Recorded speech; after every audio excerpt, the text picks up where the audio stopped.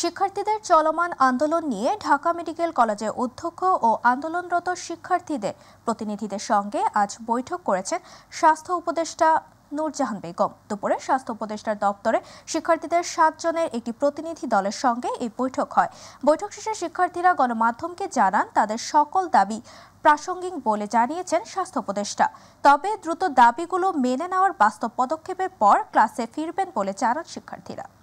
আমাদের যে আবাসন সংকট বা যে কোনো কিছুই একটা সুন্দর পরিবেশের জন্য আমরা সমাধান চাই, তারই উদ্দেশ্যে আজকে আমরা স্বাস্থ্য উপদেষ্টা বিশেষ সহকারী সাইদ স্যারের সাথে আমরা মিটিং করি। আমাদের সবকিছু নিয়ে আলাপ আলোচনা হয়, দাবিগুলো নিয়ে আমাদের কথাবার্তা হয়। তারা আগে থেকে দাবিগুলো সম্বন্ধে অবহিত ছিলেন এবং তারা আমাদের সকল দাবির সাথেই একমত। এমন না যে কোনো একটা দাবিকে অযৌক্তিক বলছেন বা কোনো একটা দাবিকে বলছেন যে অপ্রাসঙ্গিক, এমন কোনো কিছু না। আমরা অপ্রাসঙ্গিক কোনো দাবি জানাইনি এবং তারাও আমাদেরকে অপ্রাসঙ্গিক কোনো একটা কিছুর কথা বলেননি। রাষ্ট্রপতিকে প্রধান বিচারপতির পরিবর্তে স্পিকারের শপথ পড়ানো নিয়ে পঞ্চদশ সংশোধনীর বিধান প্রশ্নে রুলের শুনানির জন্য আগামী 7 জুলাই দিন ধার্য করেছেন হাইকোর্ট। আজ বিচারপতি এ.কে.এম. আসাদুজ্জামান ও বিচারপতি সৈয়দ এনায়েত হোসেনের সমন্বয়ে গঠিত হাইকোর্ট বেঞ্চ এই আদেশ দেন। চলতি বছরের 10 মার্চ রাষ্ট্রপতিকে দেশের প্রধান বিচারপতি শপথ পাঠ করানো নিয়ে 72 সংবিধানের বিধান পুনর্বহালে প্রয়োজনীয় পদক্ষেপ নিতে নির্দেশনা চেয়ে রিট করেন গীতিকবি শহীদুল্লাহ ফরাজি। রাষ্ট্রপতিকে প্রধান বিচারপতি শপথ বাক্য পাঠ করাবেন বাদ দিয়ে পঞ্চদশ সংশোধনীর স্পিকারের পড়ানো সংক্রান্ত বিধান কেন 72 মূল সংবিধানের সঙ্গে সাংঘর্ষিক ঘোষণা করা হবে না জানতে চেয়ে রুল জারি করেন হাইকোর্ট। একই সঙ্গে সংশোধনীর অংশটুকু কেন বাতিল হবে না সেটিও জানতে চাওয়া হয়। সাবেক প্রধান নির্বাচন কমিশনার কে.এম. নুরুল হুদাকে আদালতে হাজির করে 10 দিনের রিমান্ড চেয়েছে পুলিশ। রোববার রাজধানীর উত্তরা এলাকা থেকে সাবেক এই সিইসিকে গ্রেফতার করে পুলিশ। কে.এম. নুরুল হুদা সহ বিগত 3 বিতর্কিত জাতীয় সংসদ নির্বাচন সংশ্লিষ্ট 18 জনের নাম উল্লেখ সহ অজ্ঞাত আসামি রেখে রোববার শেরেবাংলা নগর থানায় মামলা করে বিএনপি। সেই সঙ্গে বিতর্কিত এসব নির্বাচনের দায়িত্ব পালন করা সাবেক 3 সিইসি সহ অজ্ঞাত পরিচয়ের মোট 19 জনের বিরুদ্ধে নির্বাচন কমিশনে অভিযোগ দায়ের করেছে দলটি। 2018 সালে 30 ডিসেম্বরের একাদশ জাতীয় নির্বাচনে বিএনপি অংশ নিলেও ব্যাপক কারচুপির অভিযোগ ওঠে। সে নির্বাচনের নাম হয় নিশিরাতের নির্বাচন। সাবেক সিইসি নুরুল হুদার সঙ্গে যে মব জাস্টিস করা হয়েছে তা তদন্ত করে ব্যবস্থা নেওয়া হবে বলে জানিয়েছেন স্বরাষ্ট্র উপদেষ্টা লেফটেন্যান্ট জেনারেল অবসরপ্রাপ্ত মোহাম্মদ জাহাঙ্গীর আলম চৌধুরী। সকালে গাজীপুরের মৌচাকে হর্টিকালচার সেন্টার পরিদর্শন শেষে সাংবাদিকদের কথা বলেন তিনি। স্বরাষ্ট্র উপদেষ্টা বলেন, সাবেক নির্বাচন কমিশনার হাবিবুল আওয়াল গ্রেফতার হয়নি, বিভিন্ন গণমাধ্যমে প্রচারিত খবর ভুল। এ সময় তিনি আরও বলেন, আইন শৃঙ্খলার অবনতি হয় এমন এলাকায় পুলিশের সংখ্যা না বাড়িয়ে নজরদারি বাড়ানো হবে।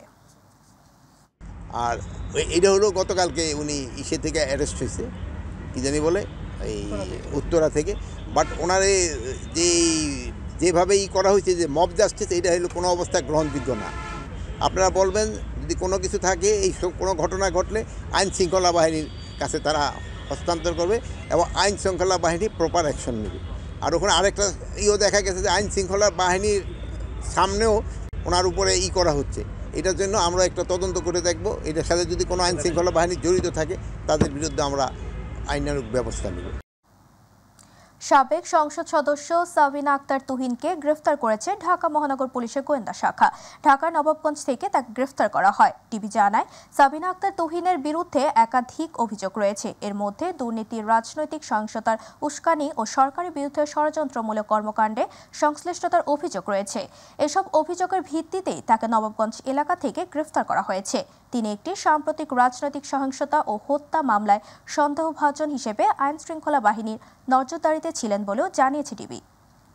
জাতীয় রাজস্ব বোর্ড চেয়ারম্যান মোহাম্মদ আব্দুর রহমানকে অপসারণ, কর্মকর্তাদের হয়রানি ও অধ্যাদেশ বাতিলের দাবিতে আবারও কলম বিরতি শুরু হয়েছে। আগারগাঁওয়ের এনবিআর ভবনে কলম বিরতির পালনের সময় কাফনের কাপড় পরে হাজির হয়েছেন কর্মকর্তা কর্মচারীরা। দাবি না মানা পর্যন্ত কলম বিরতি ও এনবিআর ভবনের সামনে অবস্থান কর্মসূচি চলবে বলে ঘোষণা দিয়েছেন জাতীয় রাজস্ব বোর্ডের আন্দোলনরত কর্মকর্তারা। এর আগে সকাল থেকে সেখানে কলম বিরতির কর্মসূচি চালিয়ে যাচ্ছেন তারা। বলেন, ইতোমধ্যে জারিকৃত প্রতিহিংসা ও নিপীড়নমূলক সকল বদলি আদেশ আজকের মধ্যে বাতিল না করা হলে আগামীকাল সকাল 9টা থেকে দুপুর 2টা পর্যন্ত ঢাকাস্থ কর, কাস্টমস ও ভ্যাট বিভাগের সকল দপ্তরের কর্মকর্তা কর্মচারীরা রাজস্ব ভবনে অবস্থান কর্মসূচি ও কলম বিরতি এবং ঢাকার বাইরে স্ব দপ্তরে অবস্থান কর্মসূচি, কলম বিরতি এবং চেয়ারম্যান ও তার দোসরদের প্রতি ঘৃণা প্রকাশ চলবে।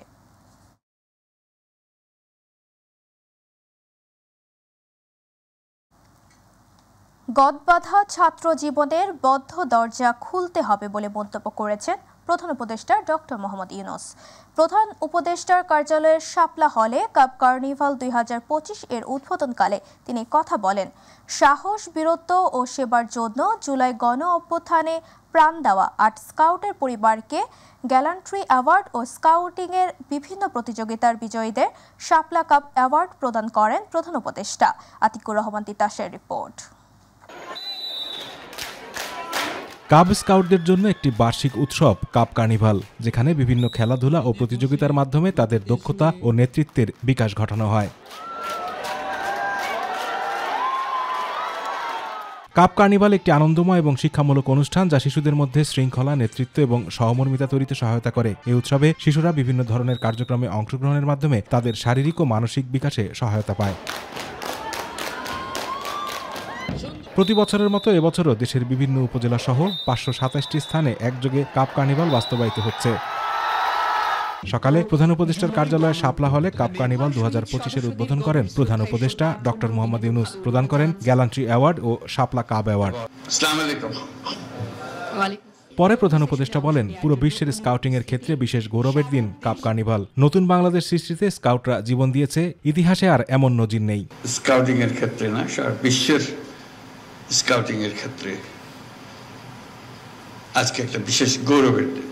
4 জন স্কাউট আত্মাহুতি দিল দেশের জন্য, দেশের মানুষের জন্য, নতুন বাংলাদেশ সৃষ্টি করার জন্য। সেটা দিয়েই এই ইতিহাসের সৃষ্টি। স্কাউটিং এর ইতিহাসে এরকম নজির আর কোথাও নাই। বাংলাদেশের স্কাউটরা ইতিহাস সৃষ্টি করেছে বলে আমরা সারা বিশ্বের পক্ষ থেকে তাদেরকে অভিনন্দন জানাচ্ছি। স্কাউটিং মানেই নতুন কিছু করার সুযোগ মন্তব্য করে প্রধান উপদেষ্টা বলেন, গদবাঁধা জিনিস থেকে বেরিয়ে আসাই স্কাউটিং এর আনন্দ। এটা যে দৈনন্দিন একটা গদবাঁধা জিনিস ছিল তা না, গতের থেকে বেরিয়ে যাওয়ার যে একটা আনন্দ, সে আনন্দকেই সবাইকে, সে আনন্দেই তাড়না দিত সবাইকে। স্কাউটিং নিয়ে নিজের স্মৃতিকথা তুলে ধরেন প্রধান উপদেষ্টা। বলেন, মানুষের জন্য কাজ করা, নিজেকে আবিষ্কার করা ও পিছিয়ে পড়া শিক্ষার্থীদের এগিয়ে নিয়ে আসা স্কাউটদের দায়িত্ব।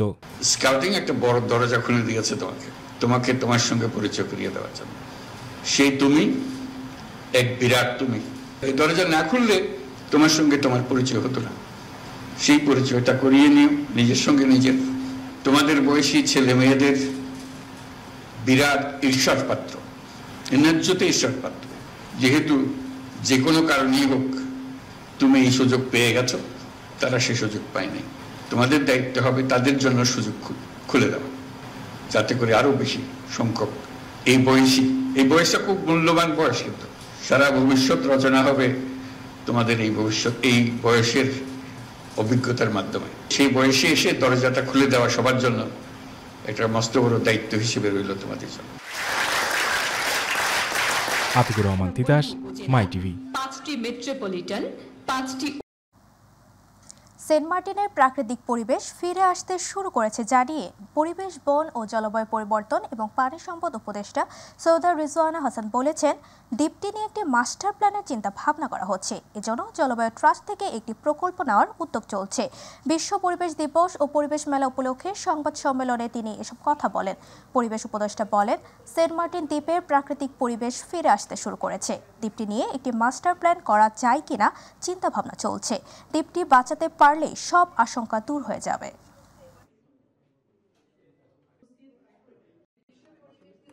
বায়ু দূষণ আমি আপনাকে সেজন্যই বললাম যে you have to know the facts and figures.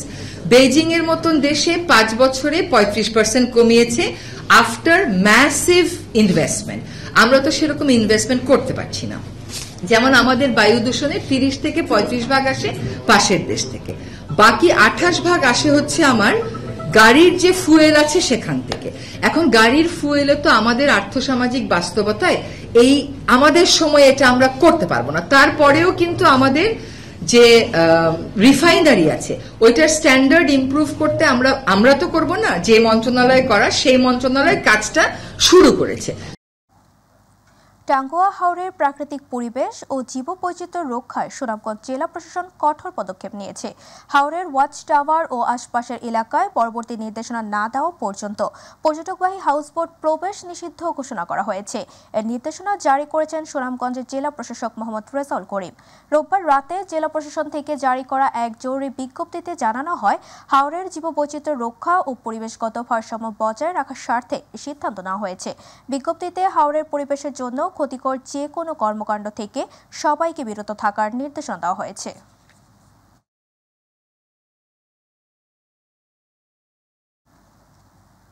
শখের বশে 5টি ড্রাগন ফলের চারাগাছ কিনেছিলেন শৌখিন এক চাষি। পরে ছাদ বাগানে চারাগুলো রোপণ করে বদলে যেতে থাকে তার ভাগ্য। ধীরে ধীরে বাণিজ্যিক চাষের চিন্তাধারায় কয়েক বছরের ব্যবধানে হয়ে ওঠেন একজন সফল খামারি। এখন সেই ড্রাগন বাগান থেকেই বছরে আয় করেন 8 লাখ টাকা। প্রতিনিধি সাইফুল ইসলাম রয়েলের রিপোর্ট জানাচ্ছেন ইলিয়াস মাতবর। 2010 সালে শখের বশে ড্রাগন চাষ করেন পটুয়াখালীর কলাপাড়া উপজেলার মোস্তফা জামান। তবে এখন তিনি দক্ষিণের বৃহৎ ড্রাগন চাষিদের মধ্যে অন্যতম। বর্তমানে তার প্রায় 4 একর বাগানে 100 প্রজাতির ড্রাগন রয়েছে, যার মধ্যে 70 জাতের ফলন ইতোমধ্যে শুরু হয়েছে। শুধু ড্রাগন নয়, সমন্বিত বাগানে বিভিন্ন জাতের ফলন গাছসহ মৌসুমী সবজি, মৎস্য ঘের এবং গবাদি পশু পালন করেও আয় করছেন এই খামারি। আর এই খামারে কর্মসংস্থানের মধ্য দিয়ে জীবিকা নির্বাহ করছেন অনেকে। আমাদের এখানে কর্মসংস্থান হয়েছে, আমরা এখানে 8-10 জন লোক প্রতিদিন কাজ করি। এই যে মোস্তফা জামানের পদ্ধতি দেখেন, এই পদ্ধতি অনেক লোকে কাজ করে, অনেক লোকে কাজ করে সম্পর্ক। ছেলে মেয়ে নিয়ে অনেক সুখে আছি, বছরে আমার আয় থাকে, খাইলে ভালো থাকি। আমরা 5 জন মানুষ কাজ করি। চাষি মোস্তফা জামান এই লাভজনক কৃষিকে ছড়িয়ে দিতে চান সকল উদ্যোক্তাদের মাঝে। যেগুলো মানুষের খাবার মানে বিষমুক্ত এবং রাসায়নিক মুক্ত খাবারগুলো যেগুলো হয় সেখান থেকে আমার এখান থেকে উৎপাদন হয় এবং আমার এই বাগান থেকেই এসে অনেকে নিয়ে যায়। মানে সবচেয়ে ভালো লাগে যখন আমার বাগানে বিভিন্ন রকম মানুষ আসে, আমার কাছে পরামর্শ নেয়, তো আমার খুব ওইখানে ভালো লাগে। কৃষি বিভাগও বলছে এই চাষির সফলতার কথা। তার ফলটা খুবই অর্গানিক, সুস্বাদু। এটা পুরো উপজেলায় তার একটা সুনাম রয়েছে এবং আমি চাচ্ছি এই ধরনের কৃষক শুধু কলাপাড়া নয়, সারা দেশে এই ধরনের কৃষকের সংখ্যা বাড়ুক, আমরা সেই প্রত্যাশা করি। ড্রাগন চাষে মোস্তফার এই সফলতা হতে পারে নতুন উদ্যোক্তাদের অনুপ্রেরণা। ইলিয়াস মাতবর, মাই টিভি। 1952 এর ভাষা আন্দোলন থেকে শুরু করে 24 গণ অভ্যুত্থানে ছাত্রদলের ভূমিকা ছিল আকাশচুম্বী বলে মন্তব্য করেছেন কেন্দ্রীয় ছাত্রদলের সিনিয়র যুগ্ম সাধারণ সম্পাদক শ্যামল মালুম। সকালে জাতীয়তাবাদী ছাত্রদলের পূর্ব ঘোষিত কর্মসূচি উপলক্ষে তেজগাঁও কলেজ ছাত্রদলের সদস্য ফর্ম বিতরণ কর্মসূচিতে তিনি একথা বলেন। ছাত্রদল মেধা ও বিকাশের সংগঠন উল্লেখ করে তিনি বলেন, একটি স্বনির্ভর বাংলাদেশ গড়তে ছাত্রদলের ছায়াতলে আসার কোনো বিকল্প নেই।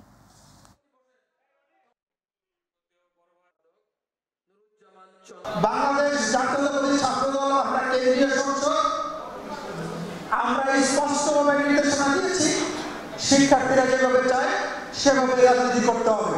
শিক্ষার্থীরা যেভাবে চায় এর বাইরে যদি আপনারা রাজনীতি করতে চান তাহলে কিন্তু শিক্ষার্থীরা আপনাদের কাছ থেকে মুখ ফিরিয়ে নেবে, ছাত্রদলের কাছ থেকে মুখ ফিরিয়ে নেবে। সুতরাং আপনারা এরকম কোনো অ্যাক্টিভিটিস করবেন না যেটাতে শিক্ষার পরিবেশ বিনষ্ট হয়, সাধারণ শিক্ষার্থীরা বিরক্ত হয়। মুন্সিগঞ্জের লৌহজংয়ের শিমুলিয়া ফেরিঘাট এলাকায় বিআইডব্লিউটি এর মালিকানাধীন 29.31 একর জমিতে 756 কোটি টাকা ব্যয়ে ইকো কন্টেইনার পোর্ট নির্মাণ করতে চায় বিআইডব্লিউটিএ। শিমুলিয়া এলাকায় ড্রেস ট্রেনিং ইনস্টিটিউটের অডিটোরিয়ামে অন্তর্বর্তীকালীন সরকারের 5 উপদেষ্টার উপস্থিতিতে ব্রিফিংয়ে এ তথ্য জানান নৌপরিবহন উপদেষ্টা অবসরপ্রাপ্ত brigadier general doctor M Sakhawat Hossain. আর উপস্থিত ছিলেন স্বরাষ্ট্র ও কৃষি উপদেষ্টা অবসরপ্রাপ্ত লেফটেন্যান্ট জেনারেল জাহাঙ্গীর আলম চৌধুরী, পরিবেশ বন ও জলবায়ু বিষয়ক উপদেষ্টা সৈয়দা রিজওয়ানা হাসান, শিল্প উপদেষ্টা আদিলুর রহমান খান, বেসামরিক বিমান পরিবহন ও পর্যটন উপদেষ্টা শেখ বশির উদ্দিন।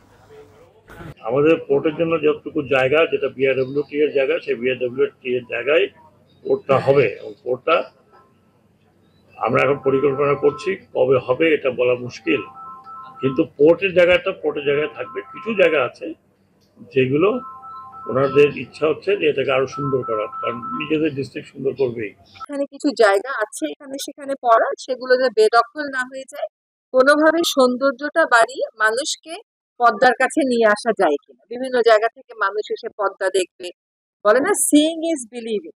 আপনি যখন দেখবেন তখনই ওটার জন্য একটা অন্যরকম মায়া হবে। সেটার কোনো সুযোগ আছে কিনা আজকে আমরা সেটা বুঝতে